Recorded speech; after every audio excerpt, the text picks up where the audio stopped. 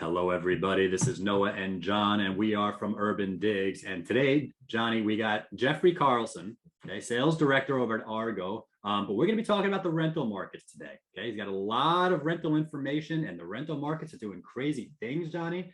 A lot to talk about. Jeffery, thank you so much for joining in here. And let me just start out straight up. What's going on with the New York City rental markets? Yeah, John, Noah, thank you both for having me. It's a pleasure to be on the show. The rental market is, for a lack of better words, it's extremely crazy right now. It's we're seeing rents surpass really all-time highs, and it's been sort of moving in that direction over the last 12 months now. We started seeing this back in May, June, July of last year. And we certainly expected for things to slow down over the fall and winter months. But fortunately or unfortunately, depending on which side of the coin you're on, that didn't happen. We're seeing tremendous not really volume, but just price points really as far as rents are concerned, with no slowdown in sight, really, to be completely candid with you. Right. Yeah, and so I think that's, sorry, Johnny. No, go ahead, Noah.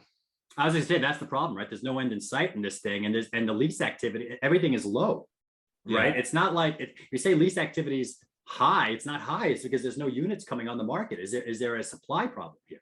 Sorry, John. That's exactly it. There's an extreme supply problem. We have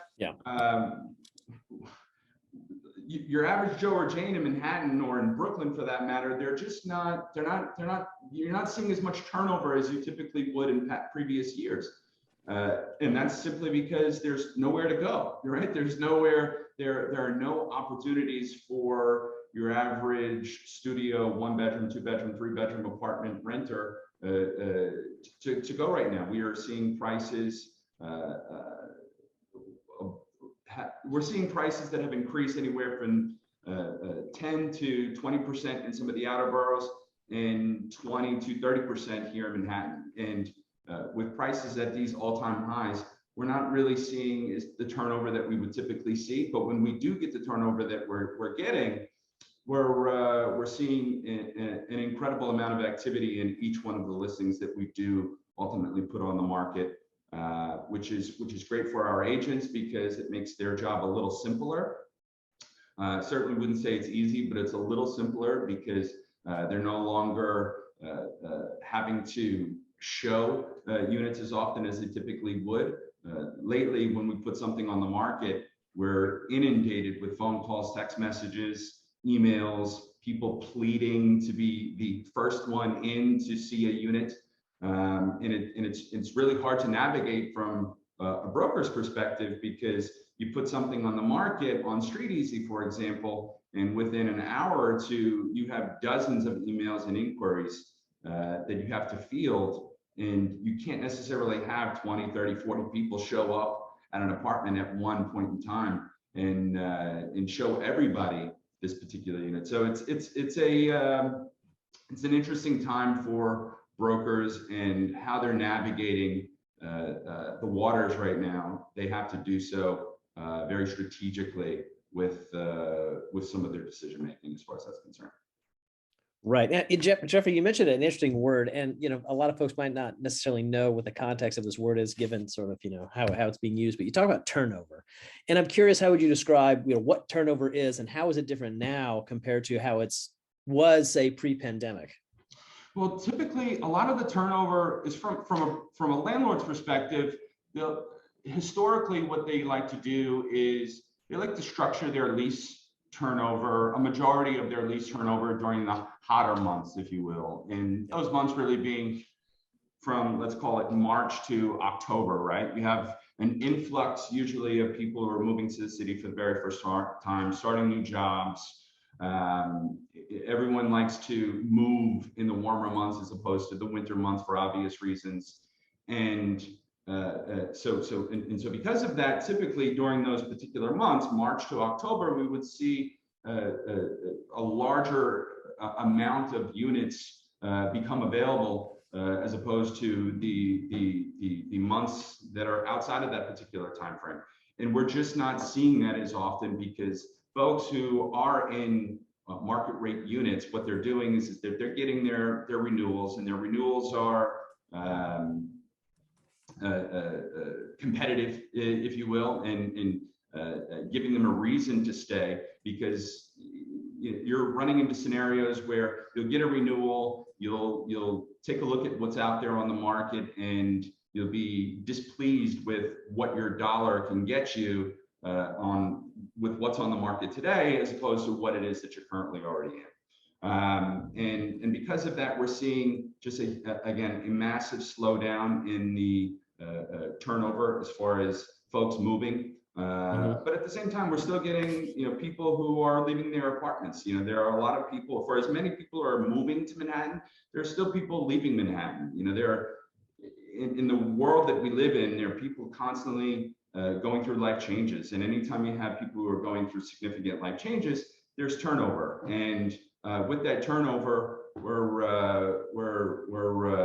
not having any trouble moving any of that inventory, obviously. Right. I hope that answers your question.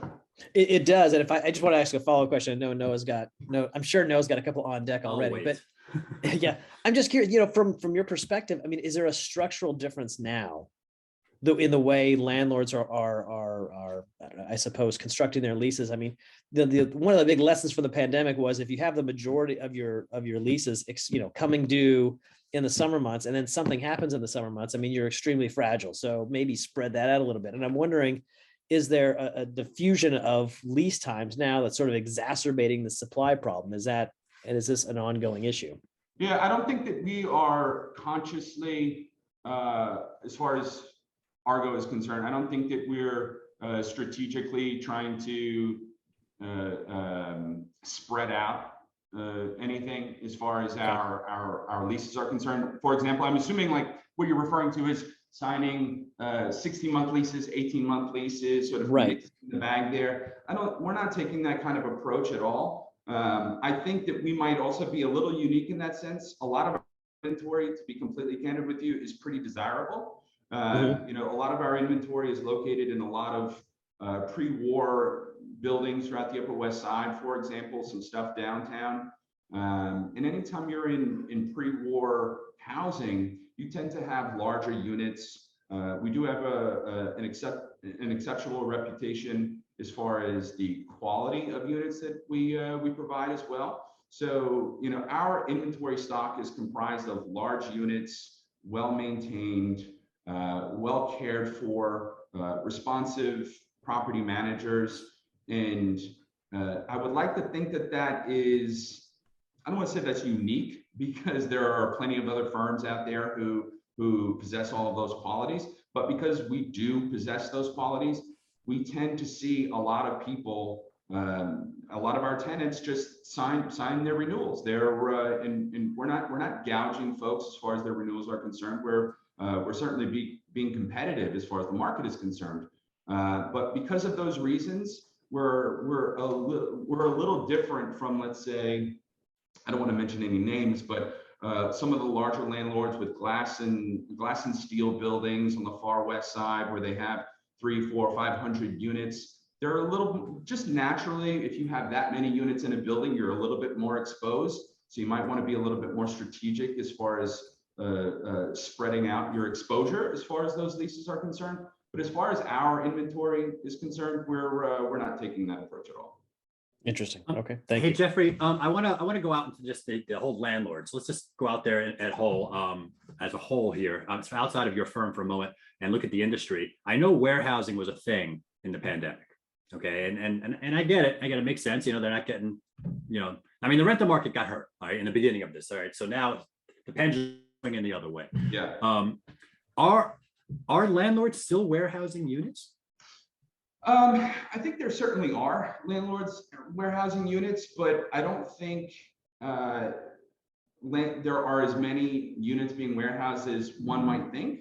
In July of 2019, when the legislation was put forward that sort of changed what landlords can or cannot do with rent stabilized units, that really hurt a lot of landlords, right? It put a lot of building owners in a really bad position to manage their buildings, right? We have a building is a living organism. It has to constantly be maintained. It has to constantly be tended to, and it costs money. You know, it's simply put, to maintain the exterior or the interior of a building, you know, or housing stock that's aging, that's anywhere from 50 to 120 plus years old, that it gets more expensive as the building is older. And we have to sort of incorporate that into how we our rents. But put that aside, as far as warehousing is concerned, you have a lot of people who, a lot of landlords who are experiencing scenarios where they have these rent stabilized units that that have been occupied for decades by the same tenant, and a lot of those tenants are approaching the century mark, and you know, unfortunately, their father time is coming into play, and they're they're departing, to put oddly, and when that happens, we have this aging housing stock that we have to do something with. It's not, you know, a lot of landlords are experiencing, again, property or apartments that they're getting back after being lived in for the last. So let me just understand the problem. All right, I have this aging housing stock. Okay, there was a law passed in 2019. So now I'm a landlord and I own, let's say, 10 of these units that are now open. I don't go into why they're open now, right? If I put all this money into it, I can't get the return on the rental value in return. So I'm putting all this money into this renovation, but my rent can only get capped and go up so little. So at the end of the day, it's really a loss. So there's no incentive for the landlord to go and do this, or they keep the unit off the market. Again, I'm thinking about warehouse units now. You're not necessarily keeping it off the market, but you're trying to strategically figure out what you can do with that unit. So you can no longer spend $120,000 to $150,000 renovating the unit, because the only thing that you're going to be able to do, as far as rent increases are concerned, you'll be able to raise rents by $70, for example. And obviously the math equation there doesn't really work out. So what tends to happen is that we have units, I'm seeing landlords where they have units where they're looking to split larger units into two different apartments, and or combine a unit with a neighboring unit, whether that's next to them, above them, below them. We're seeing some of that happen, but we're not really seeing anybody. I'm not seeing many people just consciously hold on to units with no plan in sight. If they're getting units, they're strategically. If we're getting units and they're holding them, they're strategically holding them for purposes to really sort of reposition that particular space as it currently is. Right. Let me just pivot a little bit on that point. And that's the question I was just talking about investors. So not necessarily landlords looking to buy and hold buildings, but, you know, individual investors that may want to just grab a condo, rent it out for, 10 years before they move to the city or do something. And I'm curious, how does that market look like? What are cap rates? If you're not necessarily worried about the overall operations of the building and having to pay the salaries and stuff, does it make sense now from an investor's point of view, with rents where they are, to consider the sales market in terms of condos to rent things out? Yeah, it depends. I don't know that it makes a ton of sense to for individual condos, but what I am seeing as far as investors are concerned, I'm seeing investors that I have relationships with pick up 3 to 6 to 8 unit buildings in some of the outer boroughs, Williamsburg, Greenpoint, the sort of very desirable parts of Brooklyn, and even moving further east into Brooklyn as well. But all over Queens, I'm seeing investors pick up smaller buildings in these respective neighborhoods, and then repositioning the building itself, renovating, creating an additional bedroom, and then throwing that on the rental market. And one of the reasons why we're seeing a lot of that in some of the outer boroughs is largely because the outer boroughs is comprised of a lot more 3 to 6 unit buildings than we see in Manhattan. And ultimately, when that happens, when you see someone, a seller, for example, in Williamsburg, who has a 3 or 4 unit building, a lot of these sellers have owned these assets for 10, 20, 30, 40, 50 years, and they're not really sort of in tune, if you will, with what it is that they have and the potential that's on the table with what it is that they have. So you'll see a lot of young investors come in, scoop up a lot of that inventory, renovate, reposition, and increase rents, in some cases over 50% in this type of housing stock. We're seeing a lot of that, and I suspect that will continue to be a trend that will carry on over the next decade, to be honest with you. Yeah, and it's interesting. I mean, Manhattan townhouses and Brooklyn townhouses are different price points here, and I wonder what the rental situation. It sounds like Brooklyn is a much easier play in terms of that. And it's interesting you're not hearing the individual condos yet. I guess it's early. I just wonder whether or not there'd be all cash buyers out there, even getting deals maybe on new developments that still have some unsold housing stock that didn't take advantage of the recovery, and they find themselves, with the rug pull underneath them. I think that could happen. I think that may happen over the next 18 to 24 months. We're not really sure where the sales market is going to go, or where the world market is going to go over the next year or two. So exactly. With the it's early rate hike, the up and down as far as the stock market is concerned, just overall, we're not really sure what's going to happen as far as the sales market is concerned. It's kind of like we're taking a wait and see type of approach. As far as our inventory is concerned, anything less than $2 million, we've seen slow down tremendously. Anything above 2 million has continued to stay quite active as far as interest is concerned. But we're going to see a change of sentiment over the next 18 months, and we could fall into a scenario where there's a lot of leftover housing stock in some of these new development condos throughout the city that developers need to sort of just unload and get rid of and move on. And there might be opportunities for a lot of cash buyers to throw X amount of dollars into a block of units and throw them on the rental market. And it's not a bad idea if you can find those deals, considering where the rental market is today.